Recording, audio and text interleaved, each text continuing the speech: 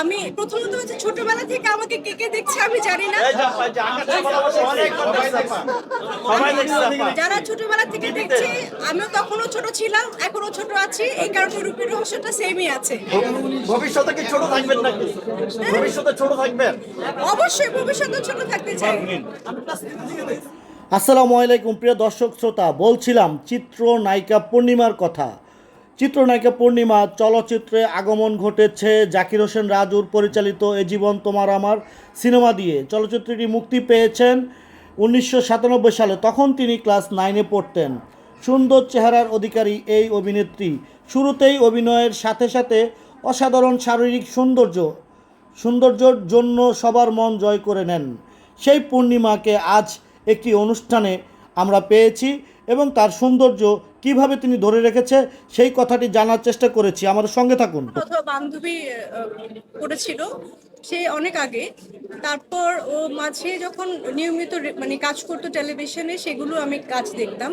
কিন্তু ও যে মাঝখান থেকে চলে গেল, ও যে গায়েব হয়ে গেল, বা ও কি করছে না করছে, এটা মিডিয়াও যেমন কেউ জানতো না, আমিও জানতাম না আসলে ও কোথায় আছে বা কি করছে। এখন মানুষ মারা যাওয়ার পরে আপনারা যেভাবে বা ফেসবুক সোশ্যাল মিডিয়া যেভাবে আহারে চলে গেল চলে গেল চলে গেল, এটা কিন্তু থাকা অবস্থায় আসলে আমরা কেউ খোঁজ খবর নেই না। এটা হচ্ছে আমাদের ব্যর্থতা, শিল্পী হিসাবে আমাদের ব্যর্থতা। পূর্ণিমা একটি কোশ্চেন, আমার একটা প্রশ্ন ছিল, সেটি হলো গিয়ে যে স্বাধীনতা উত্তর সময় থেকে আজ অবধি বাংলাদেশের সিনেমা ইন্ডাস্ট্রিতে আপনি সুপারস্টার কাকে কাকে মনে করেন? সুপারস্টার বলতে গেলে রাজ্জাক সাহেব, নায়ক রাজ্জাক। তারপর অবশ্যই জসিম ভাই, যার নামে ছবি চলতো, এবং অবশ্যই শহীদুল ইসলাম খোকন, কারণ সুপারস্টার পরিচালক হিসেবে পরিচালকের নামে ছবি তুলতো, সেটা হচ্ছে শহীদুল ইসলাম খোকন।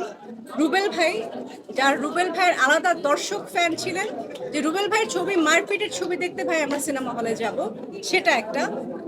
আর নায়িকাদের ক্ষেত্রে শাবানা ম্যাডাম, ববিতা ম্যাডাম, কবরী ম্যাডাম, এতজন ছিলেন, মানে এতজনের মধ্যে তাদের পাল্লা ছিল, তাদের মধ্যে যে একসাথে ছবি করার যে এক একটা ফ্লোরে সিনেমা, মানে আমি এফডিসি কথা বলছি, এক একটা ফ্লোরে যেভাবে কাজ হতো, সিনেমা হতো, এবং টক্কর দিয়ে কেউ না কেউ এগিয়ে যেত। তারপর আসে হচ্ছে ধরেন আমরা পরে যখন যাদেরকে দেখেছি, আমি আসার আগে মৌসুমী সালমান শাহ, তারপর হচ্ছে শাবনূর আপু, এই যে ধারাবাহিকতা, এবং অবশ্যই সবচেয়ে শেষে মান্না ভাই, সুপারস্টার বলতে গেলে মান্না ভাই, এই ধারাবাহিকতা মেনটেন করে আসছে। আপনাদের ব্যাড লাক, আপনারা এফডিসির ওই মানে চেহারায় দেখেন নাই। আপনারা যারা এখন পরে যারা সাংবাদিক হয়ে এসেছেন, আমি যারা সিনিয়র, যারা এফডিসি আসলে দেখেছে যে এই ফ্লোর থেকে ওই ফ্লোরে আমারই হয়তোবা 3টা ছবির শুটিং চলছে, আমি এই ফ্লোরে 1 ঘন্টা কাজ করছি, ওই ফ্লোরে আরেক ঘন্টা কাজ করছি, আবার ডাবিং করছি। তো ওইটা, এই যে চলচ্চিত্র কমে আসছে, অনেক শিল্পীরা ঘরে বসে গেছে, পলিটিক্সের কারণে অনেকে ছবির কাজ পায়নি।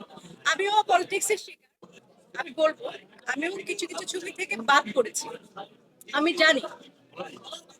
আমি যদিও বলি যে আমি করিনি বা কিছু, কিন্তু আমি থাকা অবস্থায় অনেক ছবি থেকে আমিও বাদ পড়েছি। তো এটা পলিটিক্স ছিল বলেই কিন্তু হয়েছে। এখন কিছু বলার নেই, ছবি কমে গেছে, এফডিসির ফ্লোরও এখন ভেঙে গেছে, এফডিসিটাও এখন ছোট হয়ে আসছে। কারা কারা করেছে সেটা তো বলা যাবে না।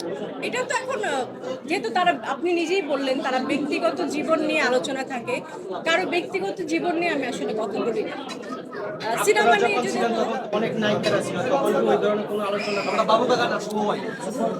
আমরা যখন কাজ করেছি তখন আমাদের কাজ নিয়ে কিন্তু কথা হয়েছে, আর ব্যক্তিগত জীবনটাকে এমনভাবেই আমরা রেখেছি, ভয় থাকতাম যে কোনো সিনিয়র সাংবাদিক এই না বুঝি লিখে ফেলে, এই না বুঝি পেপারে কোনো নিউজ চলে আসে, তখন সোশ্যাল মিডিয়া নাই, মোবাইল নাই, ইউটিউব নাই।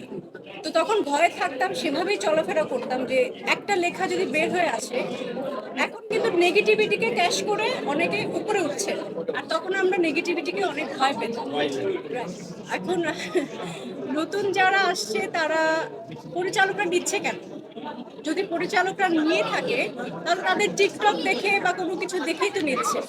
আমাদের সময় টিকটক ছিল না, আমাদের সময় সামনাসামনি এসে পরিচালকরা ইন্টারভিউ নিত, বলতো একটু একটু নেচে দেখাও, একটু ফাইট করো বা অভিনয় দেখি একটু কাঁদো, একটু হাসো, সামনাসামনি ইন্টারভিউ হতো। এখন টিকটকের মাধ্যমেই সবাই জেনে যায়। আমি প্রথমত হচ্ছে ছোটবেলা থেকে আমাকে কে কে দেখছে আমি জানি না। এই যে আপা, এই যে আকাশের ভালোবাসা অনেক সবাই দেখছে। সবাই দেখছে আপা। যারা ছোটবেলা থেকে দেখছে, আমিও তখনও ছোট ছিলাম, এখনো ছোট আছি, এই কারণে রূপের রহস্যটা সেমই আছে। ভবিষ্যতে কি ছোট থাকবেন নাকি? ভবিষ্যতে ছোট থাকবেন? অবশ্যই ভবিষ্যতে ছোট থাকতে চাই। আচ্ছা আপা, ছোট একটা কোশ্চেন করি, শেষ করি। সেটা হলো গিয়ে মুজিব একটি জাতির উপকার, এই সিনেমাটা আপনি দেখেছেন কিনা? যদি দেখে থাকেন আপনার অনুভূতিটা কি?